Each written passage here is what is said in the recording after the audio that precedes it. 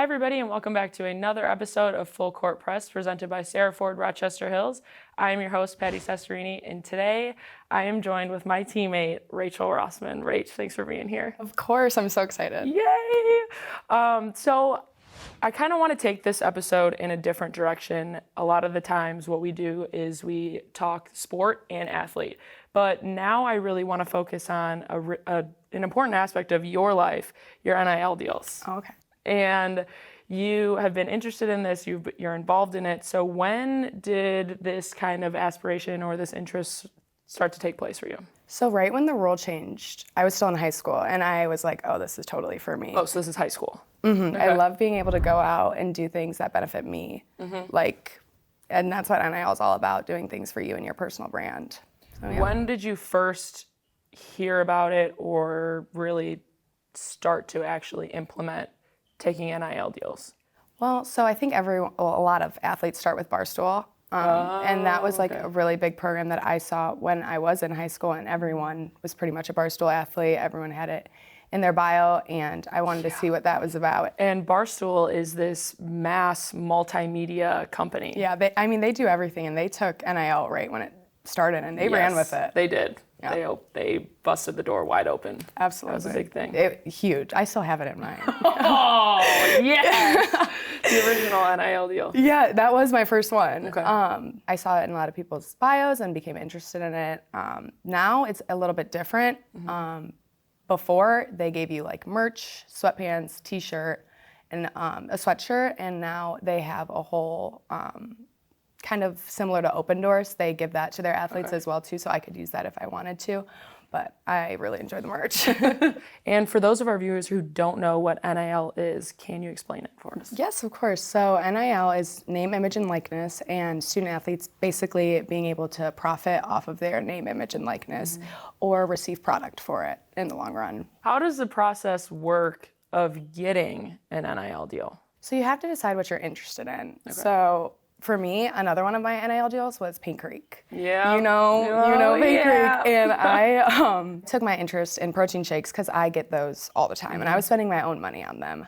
And so you have to take what you're interested in and look to see what is out there for you and the opportunities, because they're everywhere. Yeah. Literally everywhere. How is Open Doors for you to get NIL deals? When you go to Open Doors, you can scroll for so long and apply to all the deals, and as long as you meet the requirements, you can apply for them. So I try to apply. I haven't gotten as many through Open Doors as I have just going out and reaching out through local companies. So more so you're doing a lot of work on your end to go and find them. Yeah.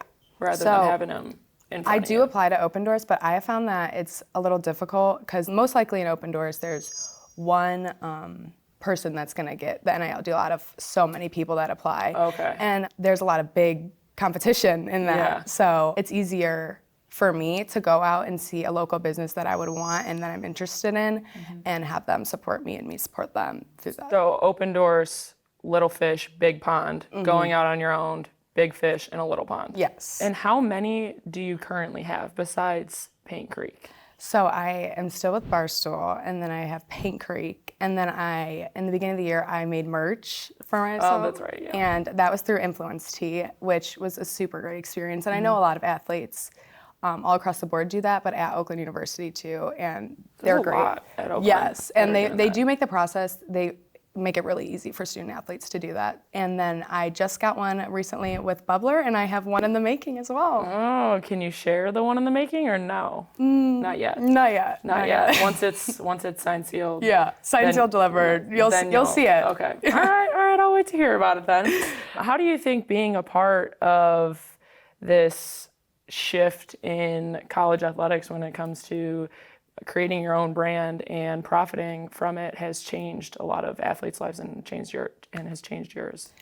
Well, simply for the monetary value. Like, I can't afford a lot of things, but it's nice being able to partner with people. And even if it's not getting a direct pay, like a company is paying you to promote them, they could pay you through products, which is really great for me because it's stuff that I'd be using regardless, stuff that would be coming out of my pocket. And at the end of the day, it's making my life easier, and I get to support a local business. Yeah. But then what happens after college is done. Can you still continue with these deals after your collegiate career is done? Kind of. So with Influence Tea, something that's nice about them is that is like your brand. Okay. So how you do that, so they have the shirts and everything, but then that is ultimately your brand. So if I did want to continue out with the clothing brand, I could. Right. It's an option, which is nice for a lot of them. It's not like, obviously Barstool athlete, if I'm not playing, can't be Barstool athlete. So some of them is a hard cup, and the other ones you have some flexibility. Okay. Well, that's it for the serious business talk questions pertaining to NIL stuff, which is so important for athletes like you, me, and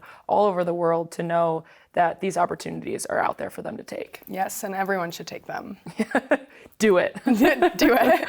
All right, now let's move into a little bit of some this or that fall-themed questions. Perfect. I know you're a big fall person. Oh, absolutely. And so I wanted to ask you fall-themed this or that questions. Okay, fun. So apple orchard or pumpkin patch? Oh, apple orchard. Where I'm from in Indiana, we have like huge orchards, actually. Crown Point, Indiana. Crown Point, we Indiana. have to make that very clear. Crown Point, Indiana. Crown Point, Indiana, yeah. That's the place to be. And they have like, you'd be surprised, like Yates is more like a cider mill. Okay. Not like you can't go out and pick your own apples, but I like picking my own apples. You like doing your own thing. Yeah. Sweaters or flannels? Ooh, I'm gonna have to go with flannels. Okay, yeah. The big ones. Yeah, the big fluffy ones too. Chocolate candy or gummy candies? Dang. Gonna have to go with gummies. Yeah, really? Yeah. Okay. Huge chocolate girl, I know, but yeah. it's because of Halloween makes me want gummies. Like trick-or-treating. You think of gummies when you think of trick-or-treating? Like I always think of chocolate. Because when you get a gummy, it's like, oh my gosh.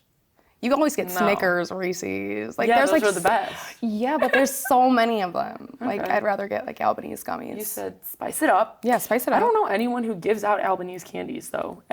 Albanese is also near Crown Point, Indiana. Oh. Okay, pumpkin bread or cookies? Pumpkin bread. Yeah, that's an easy one. Yeah. And then the most important question. Dunkin' pumpkin flavor coffee or Starbucks? Starbucks all the way. It's just not even a competition. Are you pumpkin spice latte or are you like a pumpkin spice cold brew? I would get a pumpkin spice cold brew. Yeah, I've also like the shaken espresso. So good, so good. Those are where it's at.